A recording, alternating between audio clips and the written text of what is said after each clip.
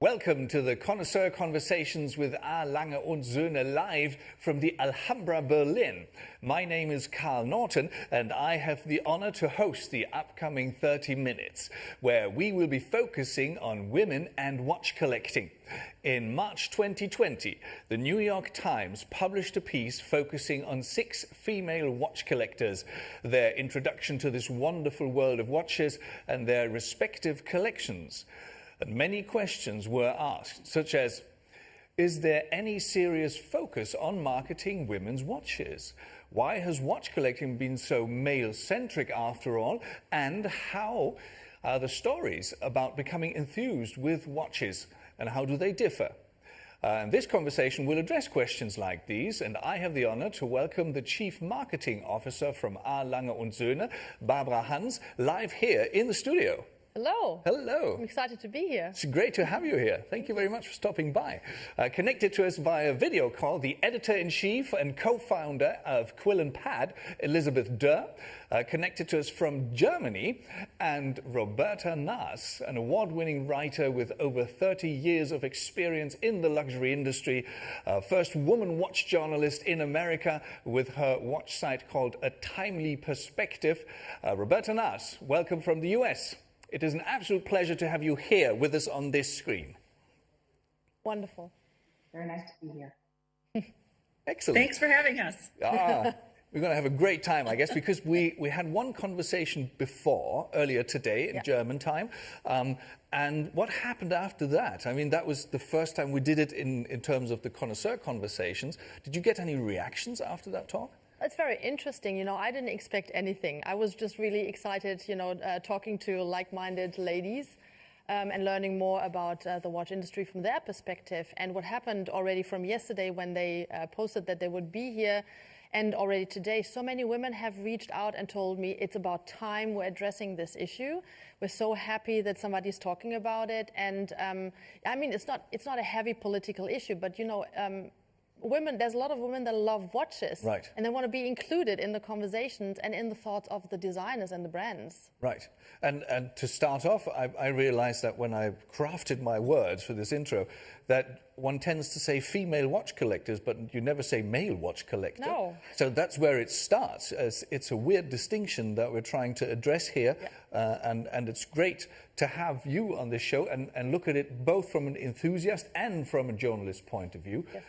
And the New York Times article that I referred to in the beginning mentioned these different stories, and there was one about the medical doctor who saw that watch on a patient and asked a colleague to step in while hunting for that watch on the internet. Now, that is one of the most curious stories that I ever heard.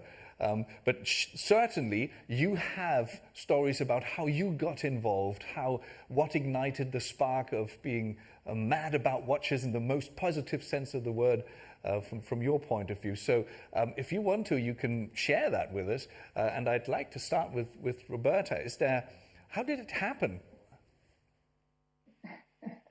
Well, I'm probably a little bit different than how it happened for everyone else, because I actually entered the industry as a journalist, master's degree in newspaper journalism. And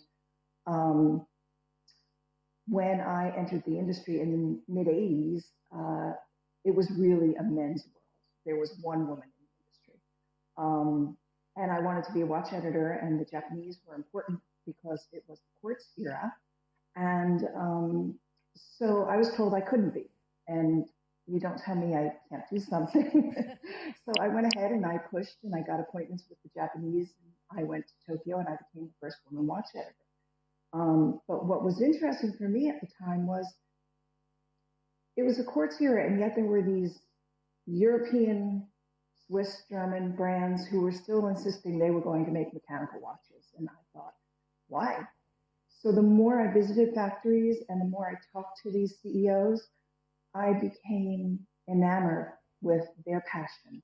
And I think for me, what got me into watches, first and foremost, was the people and their passion for watchmaking. Right.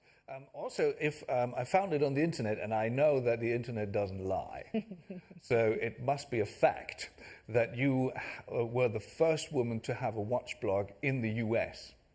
How did the colleagues react? I mean, you just mentioned the story or the history of where you came from and what you experienced. How did your colleagues react? I mean, the watch enthusiast colleagues and the watch journalists. You know, I was pleasantly surprised. Everyone was very supportive. It really just happened because I needed a place to put the things that I wanted to write. I wanted to make sure I always had a place to call home and put the important stories that maybe I couldn't place in print somewhere else. So I think that probably you started your site not too many years later. So, you know, it was very nice to see the support of the industry. Okay, so over to you, Mr. Same story, same experience, or entirely different story? I mean, you're based in Germany. Maybe it's almost a different. Well, it's for sure a different culture, but maybe a different experience. Maybe not. It's hard to say. It's a very male-dominated place. The cultures are different, but I think the experiences end up being the same. I remember, so when my partner Ian Skellern and I began Quill and Pad, we went live on January 1st, 2014. I mostly heard very encouraging things from our colleagues. They were pleased that we were joining the ranks of the online world, which at that moment in time wasn't a big place, not like today. So, I mean, I can't say there was any male-female related anything to do with it. It was more going from print to internet. Okay, so, but looking at the watches that you reviewed, maybe the first stories that you did back then, was it that people said, okay, so you can do the women's watches, you do the lady pieces, the pinket and trinket stuff. Is that how you were received, or that's the offers you got, or was it entirely differently? For me, not at all. That's not how I built my career in the previous 25 years leading up to that. Right. So that was never the place I was. So it wasn't an issue or an option for me. In fact, one of the very first watches I covered for Quill and Pad was the Lange & Söhne Grand Complication. Oh, right. Oh, what a starting point. Yeah. Wonderful. What a starting point. And that brings me to something, is because not only because it's in the title of the watch, but watches come in different sizes. And some sizes seem to be perceived as ladies-only watches. For example, we've got the 3 novelties that we're presenting here at Watches and Wonders, and one is the Little Lange 1 Moon Phase. And that is obviously a smaller watch, and we do get questions quite a lot. Is that a ladies' watch? Do you actually produce ladies' watches at Lange & Söhne? Nah, and I think that you both know that, but Lange & Söhne goes by the design. Right. So what would we like a new dial to look like? And then what kind of mechanism and movement goes behind it, and what size does that then need, and what looks balanced, what makes sense. We don't go by, let's do something for the Chinese market or the Japanese market, or, you know, any gender or something like that. We go by things that are authentic and that makes sense. The interesting thing is that, you know, obviously the Aventurine Blue, it's so beautiful and it's sparkly. It's picked up by certain cultures, and it's picked up, you know, I think that there will be a couple of ladies that think it fits better to my wrist. Okay. And, you know, we talk a lot about happy wrists at Lange & Söhne. We want people to look at their wrist and be happy. Okay. Yeah. Now, when you certainly are happy when you look at yours, because you wear an Lange & Söhne. And we have a wrist shot, I think, because that shows that this is quite a, is it a 40 millimeter watch? 41.9.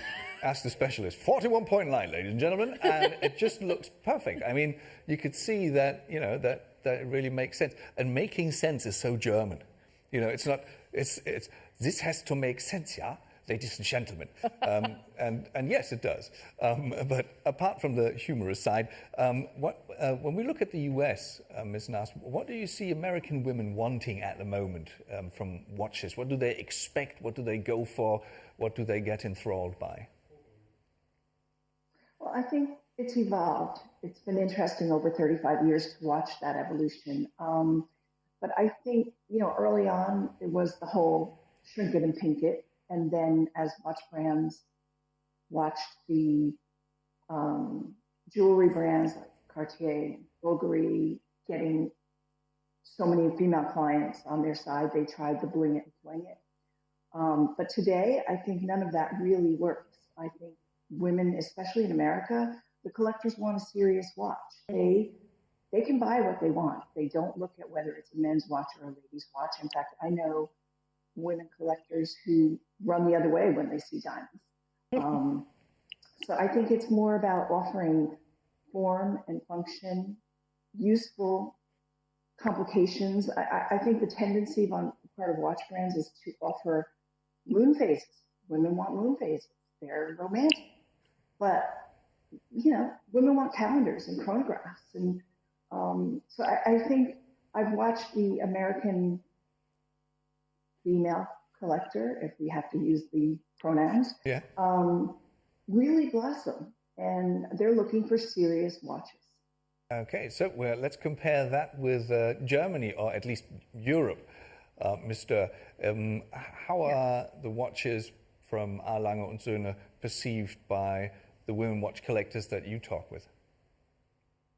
Well, Lange & Söhne is a perfect example of a German manufacturer that does everything right. They don't gender their watches. Everything is marketed as a watch rather than a men's watch or a lady's watch. There are other manufacturers here in Germany that do the same. I want to say, Nomos Glashütte does a great job at just putting out watches for anybody who likes them and just allowing the consumer to decide, is that for me or is it not for me? And I think that's the way it should be. I think gendering the watch by marketing in a certain way is the wrong way to go about it, because you're not speaking to half the population at least, and they won't feel spoken to. I think as a watch brand, you're a lot smarter just letting people make up their own minds.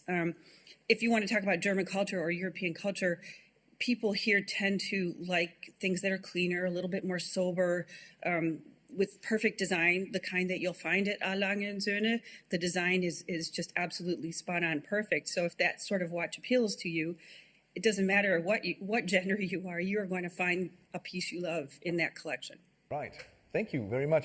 And that brings up something really interesting. I mean, you find pilots' watches, you find divers' watches, you find watches with associations to cars, and then you find women's watches, although it sounds like a category.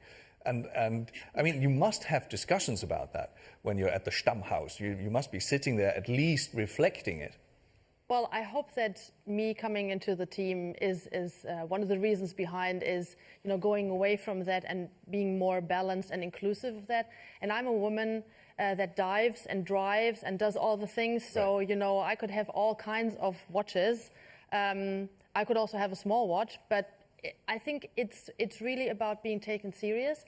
And, you asked the question earlier, what has changed? Right. And I think it's that women are now more in the workforce, or becoming successful and have careers and also have the means to buy watches or to buy anything that they want, including cars. Right. The car industry, by the way, was also an interesting example of going away from the red car in the women's magazines to more serious things. So it's about, us. We have our own means, so we make our own decision, and we go for something, again, that makes sense and is a little complicated. Right, and also the story that you have, you don't have to tell it because it's there. Exactly. Is connected with Dresden, with the Semperoper and all that. So it has an entirely different background. So what do you do at the moment to reach female collectors? A. Lange & Söhne does nothing specifically to reach female collectors or the female as such. Right. We don't go for celebrities. We don't go for influencers overall. Right. Also because, we're a small maison with a certain amount of marketing money and we want to spend it cleverly. we talk to the people directly. We know the customers very often ourselves and very directly, and lots of them are fans. So we talk to them, and we talk more and more to the females also that we know that like our watches and buy our watches. So Right. it's a very authentic one-on-one conversation. Excellent. And I would love to be part of that conversation more and more as the marketing chief, and speak more to the women out there. Right, and obviously you want to invite them over because that Oh, was yes. that was, I don't know how it is for you, but the two ladies that we interviewed or that we spoke with earlier, when I asked them for the top item on their wish list, almost instantaneously they said, "I want to come to your factory." And that is, I think we even have pictures of wrist shots. Was it, Mr., that you were in Dresden and you took your Lange 1 all the way to the Semper Opera? Let's have a look at that and tell us the story behind that, maybe. Yes, you were lucky. You were lucky to do that before the pandemic, right, Elizabeth? Yeah.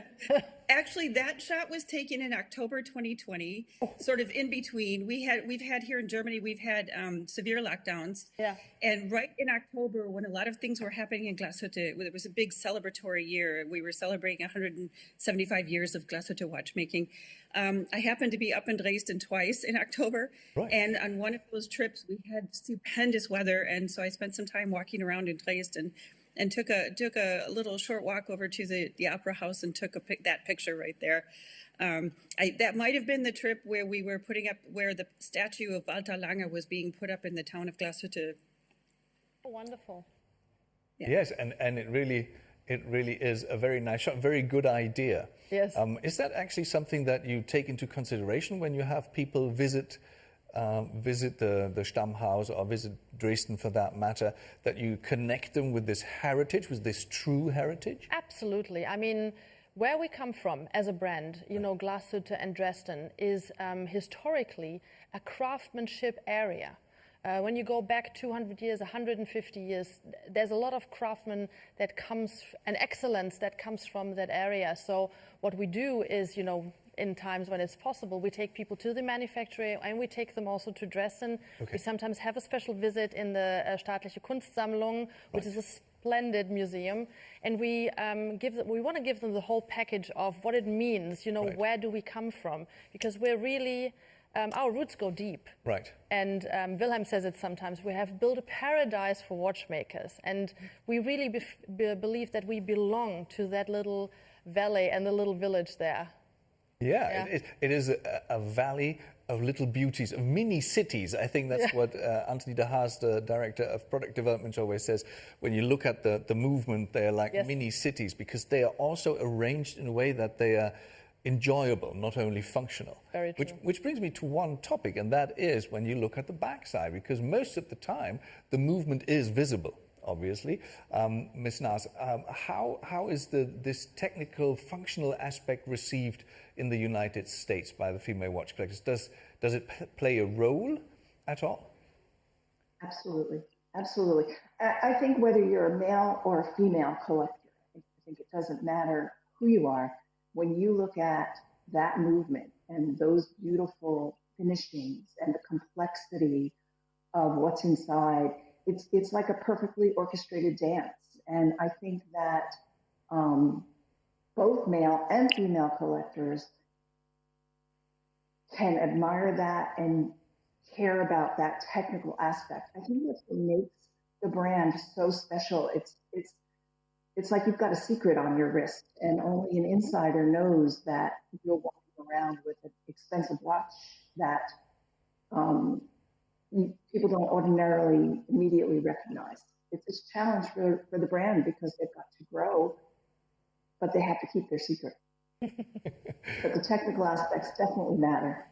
Okay, and Mr. Since you said that you your start into reviewing was the Grand Complication, how much time did you spend looking at the backside and the movement Of the Grand Complication? Yeah. As much time as they would give me. Oh, okay. There weren't very many of those pieces. And I remember we had a meeting. There were several German journalists and I in a room with Wilhelm Schmidt, the CEO of Lange & Söhne. And we were given, I think, an hour to look at each of us to look at the watch and talk to Wilhelm and hear the explanations of it and so on, which is, of course, not nearly enough time spent with a delicacy like that. I mean, that's something I could personally look at for days at a time. Right. Right. Okay. Now that brings us to one important aspect. You already mentioned that how you're trying to connect with the female collectors from an A. Lange und Söhne point of view. If you zoom out a little bit and look at the industry as such, especially since we are at an industry gathering here, right. What do you think has to be done? What is mandatory to do as a next step in order to really integrate everyone who is interested? You know, that's a very good question. And I think that number one is take women seriously. Okay. But I think that any industry should do that, obviously. What we should do as a watch industry, definitely be more inclusive. And really just not only, I mean, it's easy talking to men because there's so many of them around in the watch world, but, you know, really look for the women that are interested and talk to them like we're talking here now. Right. And not only say, you know, what color do you want? Because we're not focused on color only, but, you know, what complication are you interested? Ms. Na said that earlier, you know, what do you want to be able to read in a watch? The moon phase, the perpetual calendar, the date, the time, you know, what is it that you're interested in a watch, and listen to that. Be more unisex. Don't think in categories, just be more unisex. I mean, this year, you know, everybody's talking about the color green, you know, walk away from that a little bit. Yeah, just, you know, just talk to us a little more. Talk to us a little more, okay? Flip that coin and ask the two ladies that we have in the remote conversation, what do you expect the watch industry to do for you, or what would you expect them to do? What should they do? I think, oh, sorry, I didn't. Roberta, Ms. Nas, sorry, yeah. It's okay. I think, again, much like Barbara said, we have to pay attention to providing function, providing technical aspects, offering that serious aspect. A couple of years ago, I was asked to consult with a brand who was introducing their first women's watch. And I said to them, give them a calendar, an annual calendar, perpetual calendar, chronograph. And what was the first watch they came out with? The romantic moon phase. So I feel like the brands just need to pay more attention. Women today are walking into the stores, they've done their homework, they know what they want to look at. They're visiting the watch factories, they're joining collector groups. Here in America, several women are already leading collector groups in different cities. So I think the brands need to pay attention to the serious side and not think about women as a separate collecting set. Right. Mr. You're nodding in agreement. Yeah. What's your take on that? I agree. When the brands market, I think they're smarter just to be inclusive in their communication. I feel like we've sort of been left out of this communication all these years. Right. You know, I just think it's smarter if they allow us to make our own decisions and include us in the conversations. We like the same things men like. Right. Most of the time. It just has to be a little more proportionate sometimes for my wrist, because I happen to have a very small wrist, so I'm not going to buy, you know, a 46 millimeter watch, for sure not. But, you know, it doesn't matter who the watch was actually made for, as long as it's proportionate on my wrist and I like it, right. I would like to buy it.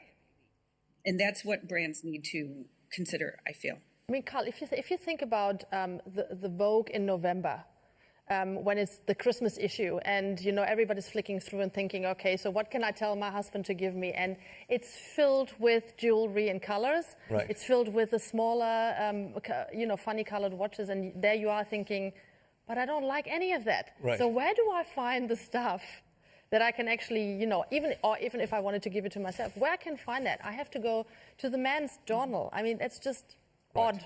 Right? Okay. Yeah. I mean, I think you know what I'm talking about. So I completely agree with them. Okay. Okay. And yet it still happens. I mean, yes. On the other hand, as we heard earlier today when we spoke with Lang Lang Thong, she said she does all these wrist charts. She has them on Instagram. And she thought, and I don't know whether you were ever in conversation with her Ms. Haas or Ms. Durr, she thinks of watches like superheroes, like a costume that she puts on according to how she feels in that specific day. Do you get stories like that when you speak with female collectors, that they have this unique approach? You're going to laugh, but I don't really speak with female collectors that often. Okay. They're a little more discreet. I don't know that many. Okay. I know a few. You know, Roberta talked about earlier about the women who lead the collectors groups. I know them, and we talk sometimes. Right. But honestly, for years and years, I was looking for a female collector to interview, Right. and I couldn't find one who wanted to talk. Oh, it was an okay. interesting phenomenon. Yeah. I think they're just a little more discreet. So now I have to wing back around to the original point. The superpowers Which of the was? watches. The superhero, the idea, this metaphor of the watch does something with me and for me. That was it. I know from my personal experience, when I pick out a watch, I usually plan my outfit around my watch, and that sounds ridiculous, but I do, because each of my watches has a specific function it fulfills. It tells a lot about me, and I feel like when I wear it, I feel much more confident in myself. So then I plan my clothes around the watch, and then I know I'm okay. Oh, okay. That's a good idea, actually. I might steal that. I don't have that many watches, but I have more clothes than watches, obviously, and more suits than watches also. But that's a great idea, to incorporate it and to have the functionality and all this making sense, and at the same time thinking of it as an ensemble piece. But something really interesting that you mentioned there with women collectors being so discreet. Is that something that you notice as well now that you get sort of more and more into the conversation? Yes, I think it's still a little bit like that, but I can also see that more and more women are stepping out and are talking about their collections and are getting into a group and discussing what to buy next and what they like and what is their holy grail piece. Holy grail is a big theme in watch collecting groups. What is your next big piece, or what is the one when if money wouldn't matter, what is the one piece that you want? Okay. Yeah, and there's a lot of discussions also in the women's groups about that. And it's a lot more open than it used to be. And a lot more open, yeah. What's the next big piece that you want? That is just too good to let it pass it by, which is why I will, or I'd like to, direct that question to the two of you. Mr. What's the next thing that you'd like on your wrist?